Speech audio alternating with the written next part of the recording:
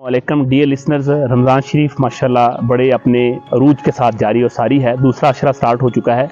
तो जैसे रमज़ान शरीफ के रूहानी फ़ायदे हैं, हम स्पिरिचुअली अपने आप को बेहतर करते हैं, इसी तरह इसके तिब्बी फ़ायदे भी हैं। हम फिज़िकली भी अपने आप को इम्प्रूव कर सकते हैं।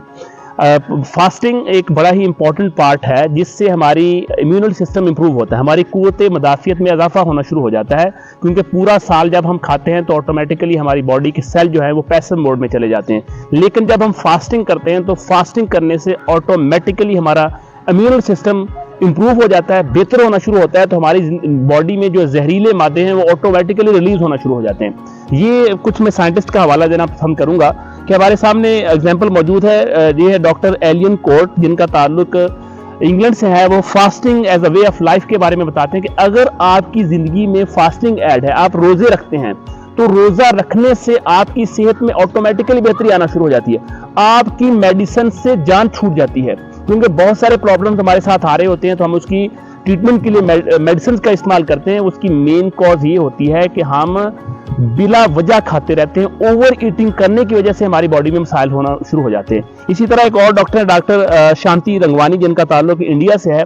द मिरेकल ऑफ फास्टिंग के बारे में बताते हैं कि रोजे के मोजज़ाती असरात हैं। आप अगर आपको ऐसी कोई डिजीज लग चुकी है, ऐसी बीमारी लग चुकी है जो रिकवर नहीं हो पा रही, या डॉक्टर्स ने कह दिया कि अब ये रिकवरी के चांसेस कम हो चुके हैं, तो आप जस्ट फास्टिंग करके देखें।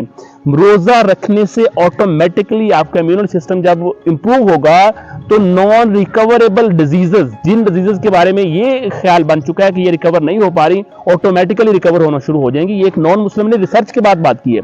इसी तरह अमेरिका की इंडियाना यूनिवर्सिटी के डॉक्टर जेम्स जीन्स कहते हैं प्रिस्क्रिप्शन ऑफ नेचुरल हीलिंग, कि अगर आप चाहते हैं कि आपको कोई प्रॉब्लम है, आपको कोई बीमारी है और उसकी आप चाहते हैं कि विदाउट मेडिसिन ट्रीटमेंट हो, आपको मेडिसिन ना लेनी पड़े और वो खुद ठीक हो जाए, तो आप फास्टिंग करें। क्योंकि फास्टिंग करने से अल्लाह ताला के ज़ात ने आपकी बॉडी के अंदर ये इम्यूनल सिस्टम रखा है जो ओवर ईटिंग की वजह से पैसिव मोड में चला जाता है। जब हम ओवर ईटिंग को छोड़ के फास्टिंग करते हैं, रोज़ा रखते हैं, तो ऑटोमेटिकली हमारा पूरी बॉडी का क़ुव्वत मदाफ़ियत का निज़ाम एक्टिव पोजीशन में आ जाता है और ऑटोमेटिकली रिकवरी स्टार्ट हो जाती है। और ये बातें भी अब सामने आ चुकी है। अगर आपको कोई ब्रेन प्रॉब्लम है तो आप फास्टिंग करें, आपका ब्रेन का प्रॉब्लम ठीक हो जाएगा।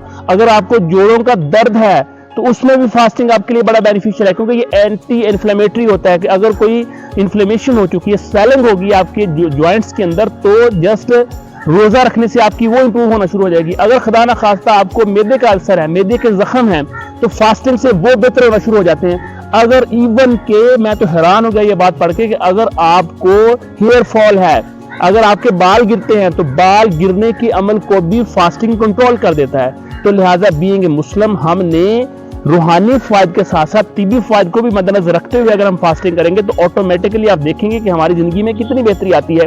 इसी तरह हमारे प्यारे नबी हज़रत मोहम्मद सल्लल्लाहु अलैहि वसल्लम एक मरतबा मिंबर पे तशरीफ़ ले जा रहे थे। पहले स्टेप पे पाँव रखा तो बोला आमीन, दूसरे स्टेप पे पाँव रखा तो बोला आमीन, तीसरे स्टेप पे पाँव रखा तो बोला आमीन।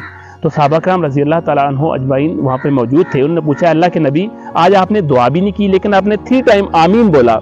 तो नबी पाक सल्लल्लाहु अलैहि वसल्लम फरमाया कि जब मैं मिंबर पर तशरीफ़ लेके जा रहा था तो जिब्राइल अलैहिस्सलाम तशरीफ़ लाए।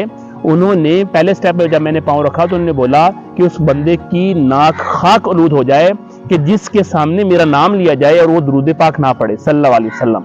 दूसरे नंबर पे उन्होंने कहा कि उस बंदे की भी नाक खाक आलूद हो जाए जिसके वालिदैन उसको बुढ़ापे में मिले और उनकी खिदमत करके वो जन्नत वाला ना बन जाए। तीसरे, उस बंदे की भी नाक खाक आलूद हो जाए कि जिसकी जिंदगी में रोजे आए और वो रोजे रख के जन्नत वाला ना बन जाए, वो भी, उसकी नाक भी खाक आलूद हो जाए। तो रूहानी लिहाज से भी और तिब्बी लिहाज से भी रोज़े के बहुत ज़्यादा फ़ायदे हैं। लिहाजा आज से हमने पक्का इरादा करना है कि हमने रमज़ान शरीफ के सारे रोज़े पूरे खुशू व खुजू के साथ अल्लाह की रज़ा के लिए और अपनी फिजिकल फिटनेस के लिए लाजमी रखने हैं। जज़ाकल्लाह।